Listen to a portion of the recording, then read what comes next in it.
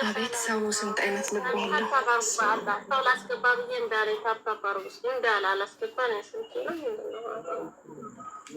ለማንኛውም በቀኛ እንወጣልሻለን። እንግዲህ ብቻ አላህ ይርዳችሁ፣ የደረሰበትም አላህ ይርዳው። እንግዲህ አሁን እሷ ያው መስማቷ ሚዲያ ላይ ወጣ ነገር መስማቷ ስለማይቀር ለእሷ መልዕክት ያላችሁን እኔ የምፈልገው ለእሷ እንዲደርሳት ነው። ለእሷ ሁላችሁም ወንዶችም ሴቶችም ወደ ልጇ እንድትመለስ እና ልጇን በቃ እንድትቀበል ከተመለሰች ራሱ ያዋጣላት ነበር። እንደው ከሰማች ማለት ነው። ከዚህ በኋላ ሀብት ኖሯት ብትወልድ እንኳን 9 ልጆች 10 ልጅ ብትወልድ እንኳን የወላድ መሀን ነው የምትሆነው። ቱ ቢ ኦነስት የወላድ መሀን ነው የምትሆነው። ዛሬ ገንዘብ ቸግሯት እንደዚህ ያደረገች አይደለ? እግዚአብሔር በሰጣት ኃላፊነት አልወጣም ማለች አይደለ? ነገ ዋጋ ትከፍላለች። ተኛች እዛቸው እንደተኛች እኮ ነው በቃ ይህን ያህል እኮ ገና አንተ ምናል 20 ቀን እኮ ገና የሆነው ህፃን እኮ ነው። ገና እኮ ወላሂ ወር ራሱ ያልሆነው እኮ ልጁ ገና እኮ ነው። ገና ተኝታ ነው። አንድን ቀን ቢሆን አሁን ስሟን ሳታውቁ ነው ያመጣችኋት። ስሟንም አታውቁም። አንተ ከመንገድ ላይ እኮ ነው ያነሳናት። ቪዲዮ የለቀኩትን በደንብ ያባላ አባ ከመንገድ ላይ እኮ ነው ያገኘው የተገኘችው። ምን የምናውቀው ታሪክ ነው።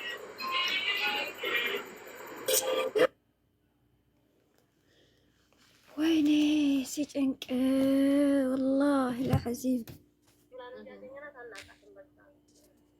እናንተ ፈጣሪ ይስጣችሁ ይሄንን ስላረጋችሁ። ወይኔ ጉድ ፈላ ወረበል በቃ ያግዛታል። አበሻ እንዲሁም ለመስጣት ዝግጁ ነው። ወላሂ ከተለመነ ለመስጣት ወደ ኋላ አይልም። ስታሳዝን ወላሂ ልጁ ሲያሳዝን ስማ ቢታወቅና አሁን ፎቶ መኖሩ አስፈላጊ የሆነው የቆየች ቢሆን አሁን በቤተሰቡ የሆነ ብዙም ነገር ሲያደርግ ነበረ። ግን አሁን በምን ትታወቃለች? አሁን ስትናገሪ ራሱ ማን ብለሽ ነው የምታወሪው? ቆይ አሁን ቶክቶክ ላይ ስትነግራት እንኳን ስትፈልጋት ራሱ ማን ብለሽ ትፈልጋታለች? ስሟን ካላወቅሽ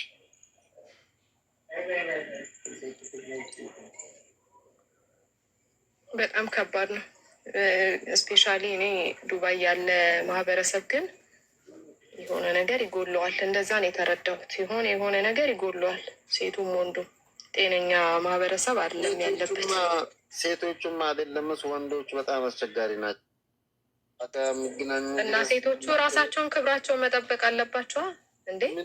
እግራቸው ከመስቀላቸው በፊት ምንድን ነው እግሬን ስሰቅል የሚፈጠረው ነገር፣ እንዲህ ሳደርግ የሚመጣብኝ ነገር ምንድን ነው? የሚመጣውን ኃላፊነት መወጣት እችላለሁ ወይ? እዚህ የመጣሁት ለምንድን ነው? እካኳ ልታራግፍ ነው አዳሜ ስደት የወጣችሁ ሁላችንም ብሎ አይደለም ማሰብ ያለብን። ትንሽ ሞቅ ሲለን ስልክ ስንቀይር የሆነች ነገር ስናደርግ በጣም የምንወጣጠረው ነገር አለን። እዛ ሂደን ልክ ፀጉራችንን ቀለም ስንቀይር የሆነ ነገር ስናደርግ ህይወት በጣም በጣም የበላይ የሆነን ይመስለናል። የዛኔ አስተሳሰባችን ሌላ ነገር ውስጥ ይገባል። ዝሙት ኃጢአት ነው። ከዚህ ያንን ማባረር ከዛ የሚመጣው ምንድን ነው? እነሱ በተጨማለቁት ኃጢአት የእግዚአብሔር ነፍስ ዋጋ ይከፍላል። ስለዚህ ሁሉም ሰው ራሱን መጠበቅ አለበት። ስፔሻሊ ሴት ልጅ ክብሯን መጠበቅ አለባት። ካገኙ ጋር እየተጋደሙ ነው። ዛኔ ባለፈው ራሱ ሰምቻለሁኝ። አንዱ ኡጋንዳዊን አስረግዟት አላቅሽም ምናምን ብለው ጠፋ። አሁንም ከእንደገና እንደዛ ምናምን እና አንዳንድ ቤት ስገባ እኔ እዛ ሀገር እንደ ሴቶቹ ሰው ከሌላ ሰው ስህተት ይማራል የሆነ ነገር። እሺ በቃ አንዴ ሆነ እንበል። ልጁ መጣ 9 ወር ሙሉ ስታረግዝ እንደምትወልደው ታውቃለች። እና እዚህ ህፃን ልጅ መፍረድ አለባት? የእሷን ኃጢአት እሱ ላይ ህፃኑ ላይ መፍረድ የለባትም። ይሄ የራሷ ስህተት ነው። ራሷን ሪስኩን ወስዳ ልጇን ማሳደግ አለባት። ችግር ነው። አዎ ያልፋል። በቃ ለትንሽ ጊዜ ልጁ እኮ ያድጋል። እንደዛ ሆኖ አይቀርም አልጋ ላይ እንደተኛ። የማያልፍ ነገር የለም፣ ያልፋል። ይሄ ጊዜ ደግሞ ይቆጫታል።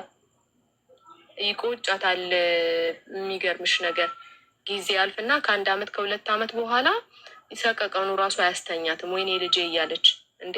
አንቺ ያየሽው 1 ቀን 2 ቀን እንኳን ያየሽው ህፃን ልጅ ያሳሳል። እንኳን ካብራክሽ ከእትብት ተነጥሎ ለወጣ ከአንጀት ውስጥ እንዴ! እንዴት አይነት ጭካኔ ነው እንዴ! የአእምሮ ችግር ካለባት መታከም ነው ያለባት። ችግር ከሆነ እንደዛ ከሆነ ማሳደግ ነው ያለባት። ኃላፊነት ወስዳ እንጂ በእሷ እንትን ላይክ ራሱ ይሄ ሜሴጅ ምናምን ሲጽፉ ለእሷ ማየቷ መቼም ስለማይቀር ሚዲያ ስለሆነ ወደ ልጇ እንድትመለስ ልጇ እንድታሳድግ እንደሚረዷት ሚዲያ እንደሚረዳት ልጇን ይዛ ወደ ሀገሯ መግባት እንደምትችል ቢጻፍና እንዲህ የሚፖሰተው ነገር እንዲህ እሷን የሚያበረታታ ነገር ቢሆን የኔ ምርጫ ማለት ነው። እና እሷ ብትመጣና እሷ ከመጣች ልጇን ማውጣት ትችላለች።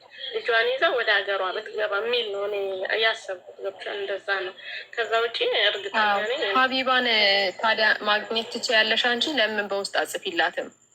እኔ እንደዛ ብያር እንደው ብታይ አንድ ነገር ልንገርሽ። እኔ ልጁን በመፖሰቴ ማለት ነው በጣም ብዙ ሰው ማለት ነው እየደወሉ እንዲህ አንዳንዶቹ ለምን ለቀቅሽ ሊበሉኝ። ከዛ እኔ ራሴ ፈራው።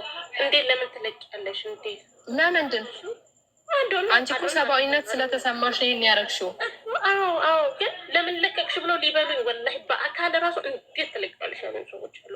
ለምንድን ነው? እኔ እኮ ይሄ እኮ ማንም አንደኛ ለሌላው ትምህርት ነው። ትምህርት ስልሽ ሴት ነሽ እንዲህ አይነት ነገር ተፈጥሮ ይሄ ነገሩ ሳትገቢ በፊት መጠንቀቅ እንዳለብሽ አንድ። ሁለተኛ ደግሞ ለኢጃዛ ቤት ለሚያከራዩ ሰዎች ወይ ቸግሮት እንዲህ መንገድ ላይ አንስተው አንቺ እኔ ስቸገር አንስተሽኝ አንቺ ላይ እንዲጥይ መሄድ እንዳለ ትምህርት ይሆንሻል። ትጠነቀቂያለሽ። ብትረጂም መርዳት ትረጃለሽ። ለምን ምንም በማታውቀው እዛ ጋ የተጎተተች ነው ታውቂያለሽ።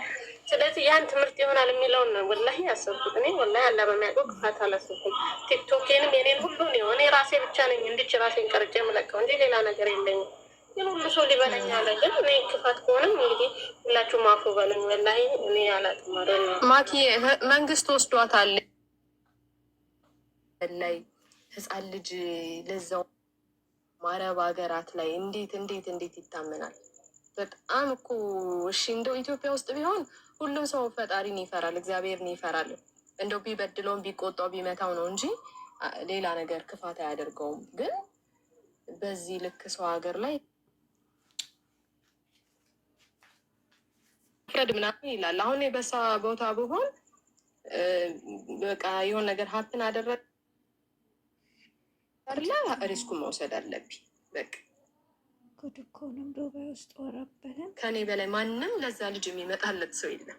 ማንም ምድር ላይ የፈለገ ነገር ቢመጣ እናትን የሚተካ ነገር የለም። ገንዘብ ባለስልጣኑ ወስዶ ቢያሳድገው አይተካም ማለት ነው። ስትኖሪ ገንዘብም ዛሬ ስንት